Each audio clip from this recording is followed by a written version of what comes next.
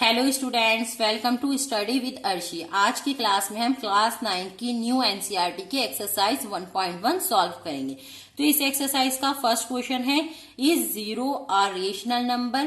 Can you write it in the form p upon q where p and q are integer and q not equal to 0। तो ये पूछ रहे हैं कि zero एक rational number है या नहीं है। तो सबसे पहले जान लेते हैं कि रेशनल नंबर्स होते क्या हैं। जिनको हम p अपॉन क्यू की फॉर्म में लिख सकते हैं उनको हम कहते हैं रेशनल नंबर्स। बस इसकी एक शर्त होती है कि q जीरो नहीं होना चाहिए। भले से p जीरो हो जाए, बस q जीरो नहीं होना चाहिए। अब हम बात करते हैं जीरो की। तो क्या जीरो को हम ऐसे लिख सकते हैं 0/1? बिल्कुल लिख सकते हैं, क्योंकि जीरो के नीचे कोई भी डिजिट लिखने पर उसकी वैल्यू जीरो ही रहती है। इसका मतलब क्या हो गया, जीरो को हमने किस फॉर्म में लिख दिया, p अपॉन क्यू की फॉर्म में। इसका मतलब हो गया कि जीरो एक रेशनल नंबर है। तो इस क्वेश्चन का आंसर क्या हो गया, यस, जीरो एक रेशनल नंबर है। आगे पूछ रहे हैं क्या उसको p अपॉन क्यू की फॉर्म में लिखा जा सकता है। तो एक आध एग्जाम्पल लिखकर दिखा देते हैं इनको कि जीरो को हम लिख सकते हैं p अपॉन क्यू की फॉर्म में। जैसे जीरो को हम लिख सकते हैं 0/1, क्योंकि ये जीरो ही रहेगा। जीरो को 0/2 लिख सकते हैं। ऐसे ही हम बहुत सारे लिख सकते हैं। नेक्स्ट क्वेश्चन है इस एक्सरसाइज का, find 6 rational number between 3 and 4। 3 and 4 के बीच हमें 6 रेशनल नंबर ढूंढने हैं। तो देखिए 3 एंड 4 को देखिए, क्या इसके बीच में कोई भी नंबर नजर आ रहा है? नहीं। तो 3 और 4 के बीच में कोई भी नंबर नहीं है। अब हमें 6 रेशनल नंबर इनके बीच में ढूंढने हैं। तो अब हम क्या करेंगे, इसको किसी नंबर से डिवाइड कर देंगे। वो आपकी मर्जी है कि आप किस नंबर से डिवाइड करना है। तो मान लीजिए मैं इसको 10 से डिवाइड कर देती हूँ। तो जब मैं नीचे 10 से डिवाइड करूंगी तो इसका मतलब क्या होगा, मुझे ऊपर भी मल्टीप्लाई करनी होगी 10 से। तो हम क्या करते हैं, 3 को लिख देते हैं 3/10 इंटू 10। क्या हो गया ये, 30/10। ऐसे ही मैं 4 को कर देती हूँ, 4 को भी लिख देती हूँ 4 इंटू 10/10। ये क्या हो गया, 40/10। तो अब हमारे पास क्या नंबर आ गए हैं, 30/10 और 40/10। अब देखिए इसके बीच में कितने सारे रेशनल नंबर्स हैं, इसके बीच में 9 रेशनल नंबर हैं। अब ये मांग रहे हैं 6 रेशनल नंबर। इनके बीच में कोई भी 6 रेशनल नंबर उठाकर आप आंसर लिख सकते हैं। जैसे 31/10, 32/10। अब इसमें एक बात याद रखनी है कि 10 ऐसे ही रहेगा, 10 को मत बढ़ा देना, 11, 12 कर देना। सिर्फ ऊपर वाली डिजिट चेंज होगी, नीचे 10 ऐसे ही रहेगा। ये हो जाएगा 31/10, 32/10, 33/10, 34/10। कितने हो गए, 1 2 3 4, 35/10, 36/10। तो ये हो गया इस क्वेश्चन का आंसर। अब देखिए अगर आप आंसर शीट में चेक करेंगे तो हो सकता है ये आंसर ना हो, कोई और आंसर हो। तो इस क्वेश्चन के कई सारे आंसर हो सकते हैं। जैसे हमने यहाँ पर 10 से डिवाइड किया है, मान लो वो 20 से कर रहे हो, 5 से कर रहे हो, किसी भी नंबर से डिवाइड कर सकते हैं, हमें फुल छूट है। तो इसलिए इसके आंसर अलग अलग हो सकते हैं सबके। थर्ड क्वेश्चन है इस एक्सरसाइज का, find 5 rational numbers between 3/5 and 4/5।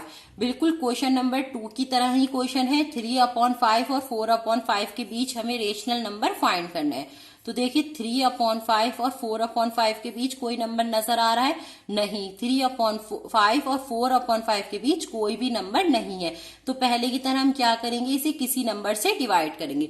तो मैं तो पर्सनली 10 से डिवाइड करती हूँ, मुझे 10 से डिवाइड करना इजी रहता है। आप किसी भी नंबर से डिवाइड कर सकते हैं और मल्टीप्लाई कर सकते हैं।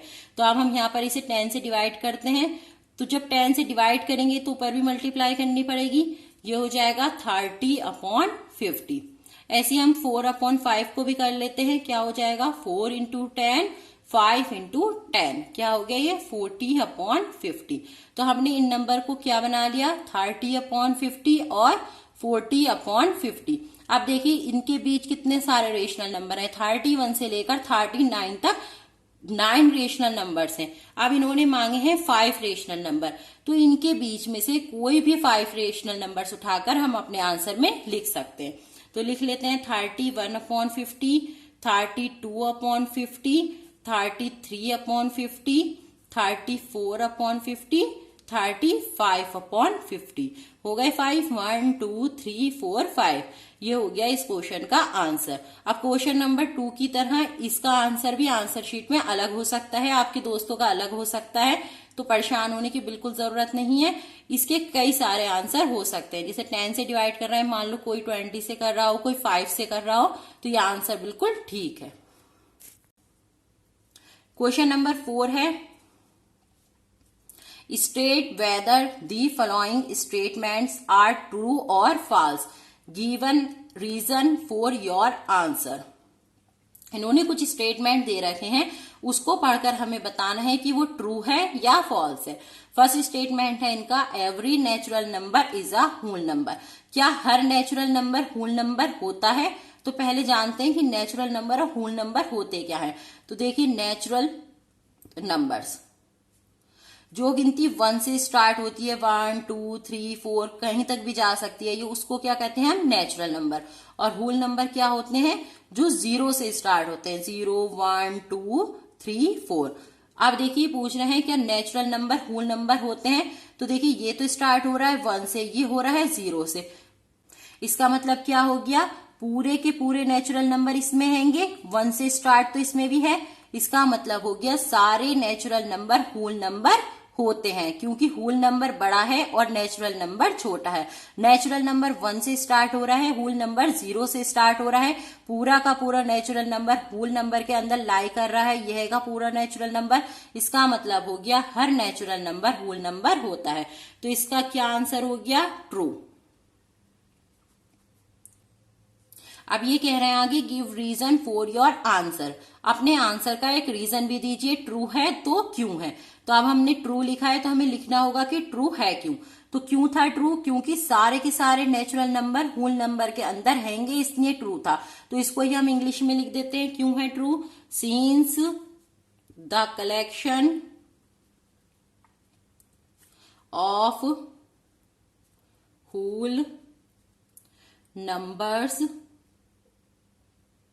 contains all natural numbers।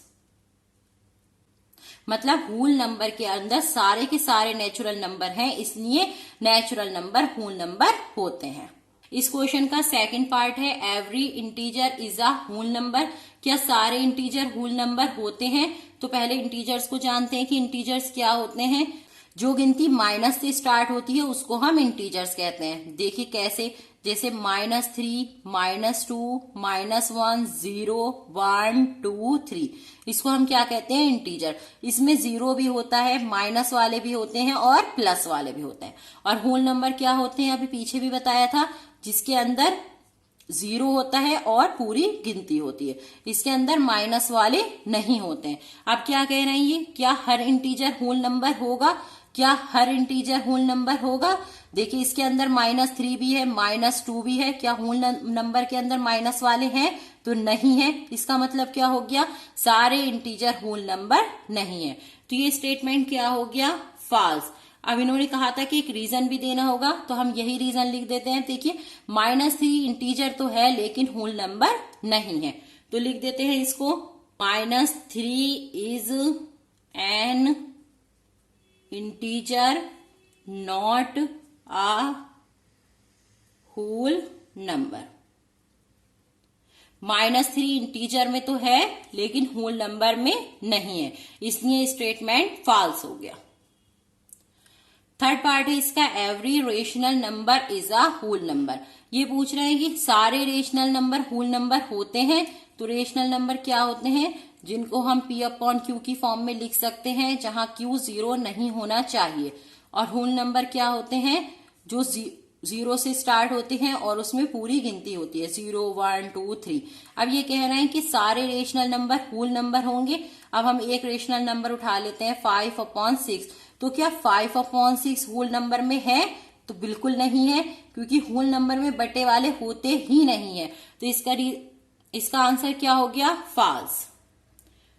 सारे रेशनल नंबर होल नंबर नहीं हो सकते। कुछ रेशनल नंबर हो सकते हैं, जैसे 4/1 लिख दें। अब नीचे 1 का मतलब क्या है, ये 4 ही है, तो 4 इसमें है। तो कुछ रेशनल नंबर होल नंबर हो सकते हैं, लेकिन सारे रेशनल नंबर होल नंबर नहीं होंगे। तो इसका आंसर हो गया फॉल्स। अब हमें इसका स्टेटमेंट भी देना है, तो हम यही एग्जांपल उठाकर लिख देते हैं कि भाई 5/6 रेशनल नंबर तो है लेकिन होल नंबर नहीं है। तो स्टेटमेंट में हम यही लिख देते हैं, स्टेटमेंट यही एग्जाम्पल लिख देते हैं। Example 5/6 is a rational number but not a whole number. 5/6 rational number तो है लेकिन होल नंबर नहीं है। ये एक्सरसाइज यहीं फिनिश हो जाती है। अगर अच्छे से समझ आया हो तो वीडियो को लाइक कर दे, चैनल पर नए हैं तो चैनल को सब्सक्राइब कर दे।